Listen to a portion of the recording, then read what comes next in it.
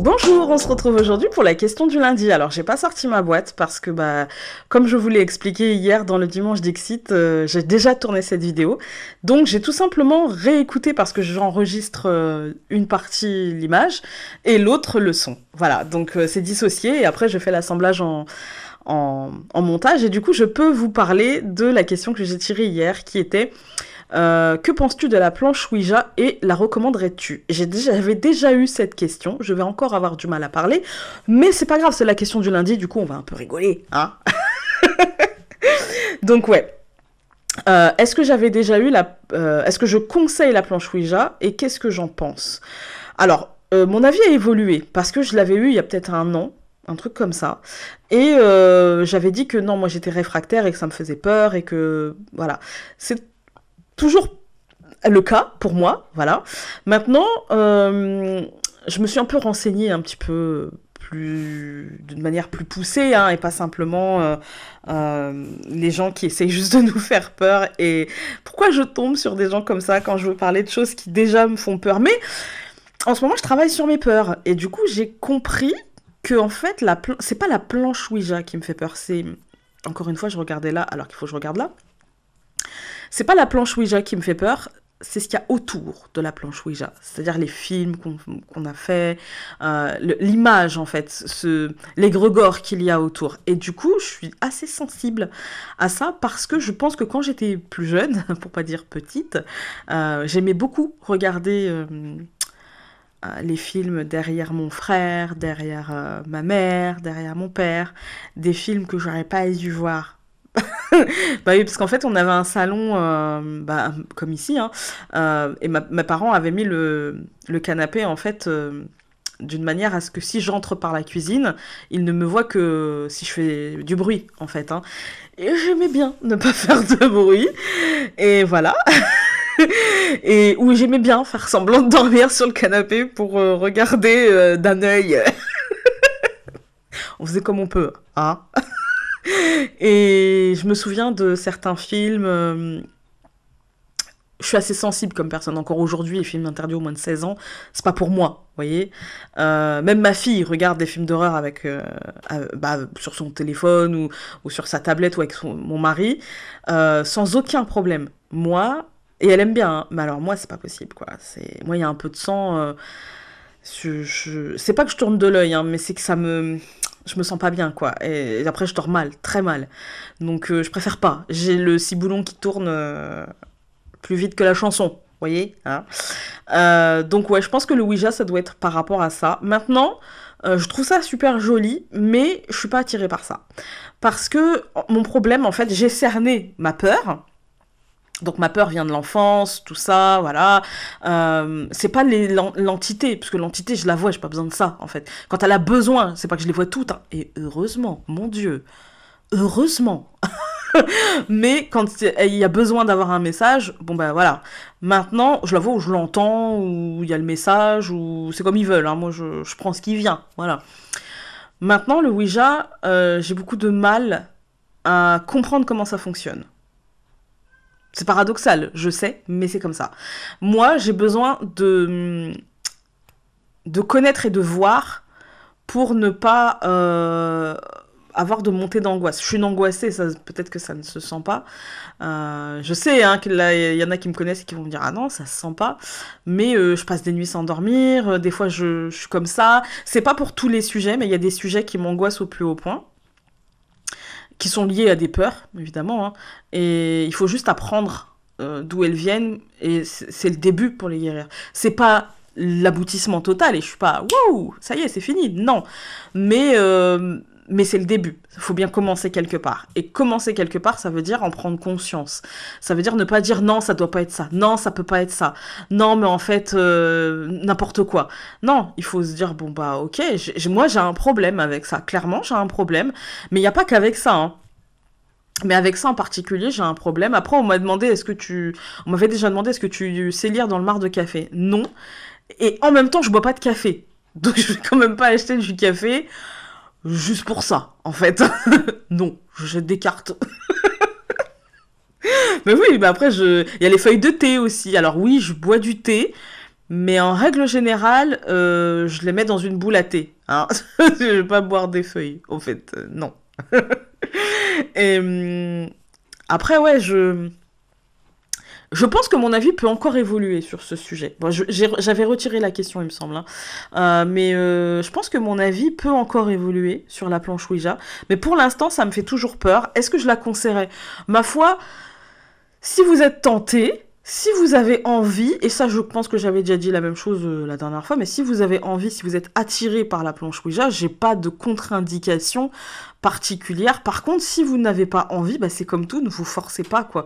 C'est pas parce que quelque chose est à la mode ou quelque chose est recommandé ou que quelque chose est... On en voit partout en ce moment sur Instagram des planches Ouija, enfin moi j'en vois beaucoup.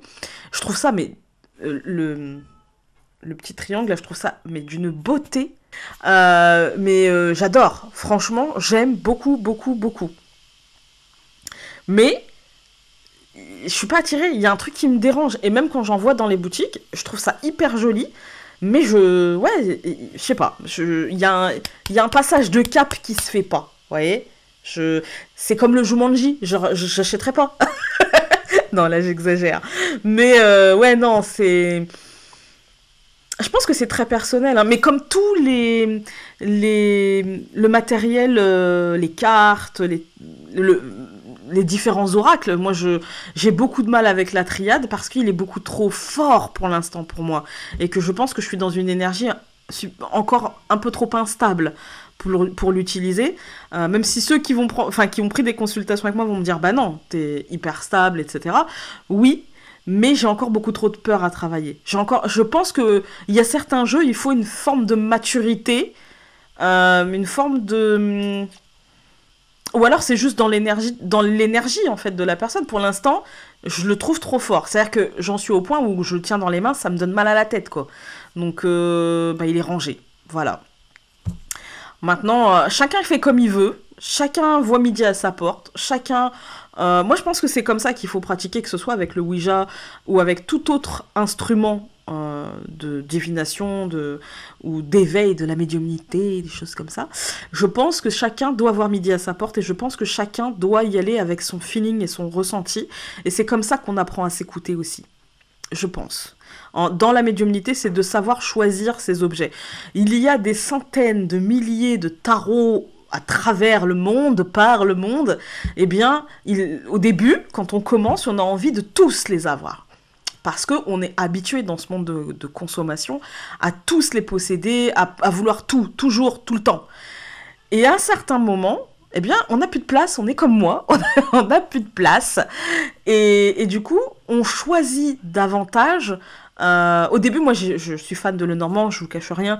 Au début, moi, je voulais tous les avoir. Je les voulais. Dès que j'en voyais un qui était beau, ou même un juste pas mal, il me le faut, il me le faut, il me le faut. Maintenant, j'arrive à choisir davantage et je ne me sépare pas des jeux. Parce que je me suis dit, s'ils sont entrés dans ma vie, c'est sûrement pour quelque chose. Et au départ, je ne faisais pas de vidéos, et ils sont entrés dans ma vie, et bien tout simplement pour les vidéos. Aujourd'hui, je peux faire des vidéos diverses et variées et pas utiliser le même jeu tout le temps. Voilà. Parce que moi, je me lasse vite, en fait, des designs, des couleurs, j'ai besoin de changement, en fait. Hein. Je suis un papillon. Je vous ai déjà dit. Pas un poisson rouge, un papillon. Et du coup, ouais, j'ai besoin... D'ailleurs, je tiens pas en place. Hein. Je sais pas si vous avez remarqué, mais je suis tout le temps en train de bouger et je me sers tout le temps de mes mains.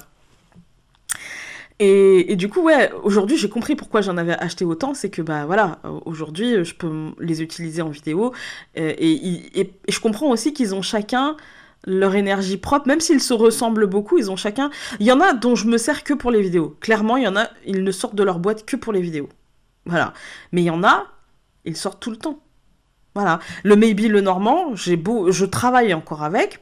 J'ai beaucoup travaillé avec et je travaillerai encore beaucoup avec. Parce que même en utilisant que les 36 cartes du Lenormand, sans utiliser en tout les 52 cartes, eh bien, il a une énergie particulière. Une énergie, en fait, c'est une énergie qui est très neutre, je trouve. avec le Maybe le Normand, juste les 36 cartes, hein, sans parler des autres. Parce que je trouve que ce jeu-là, en fait, ce qui apporte... En fait, il n'a pas la même énergie quand on utilise les 36 ou les 52, je trouve. Quand on utilise les 36, il a une énergie qui est très neutre et qui, du coup, laisse la place à l'intuition. C'est très blanc, c'est des coups de crayon, ça laisse vraiment la place à l'intuition, et limite, on peut... Alors, il faut connaître le code, hein, mais on n'est pas obligé de le connaître sur le bout des doigts, en fait. Voilà. Avec les 52 cartes, il ne devient plus un Lenormand. Il devient un oracle inspiré du Lenormand, finalement. Et du coup, il a une énergie tout autre. Et là, il a une énergie qui se rapprocherait, à mon sens, peut-être du G. Peut-être. Peut-être du G. Et il est vraiment très... Je vais le laisser finir, voilà. Il est vraiment très... très complet, je trouve. Très complet quand on utilise... Mais du coup, faut pas le prendre comme un... À mon sens, après c'est que mon avis, hein. Faut pas le prendre trop comme un Lenormand, mais plutôt comme un oracle ou un jeu divinatoire. Non, en fait, c'est plus... Il me fait penser plus... avec les 52 cartes, il me fait davantage penser... Non, non, si. J'allais dire une bêtise. J'allais dire, il me fait penser au Yagel Didier, mais en fait, non. Parce que le Yagel Didier, il est pas aussi complet, je trouve. Il est bien, mais il est pas aussi complet et il demande beaucoup l'intuition, en fait. Le cadre du Yagel Didier, il est pas très... À mon sens, il est pas hyper important. C'est que mon expérience avec celui-ci, hein.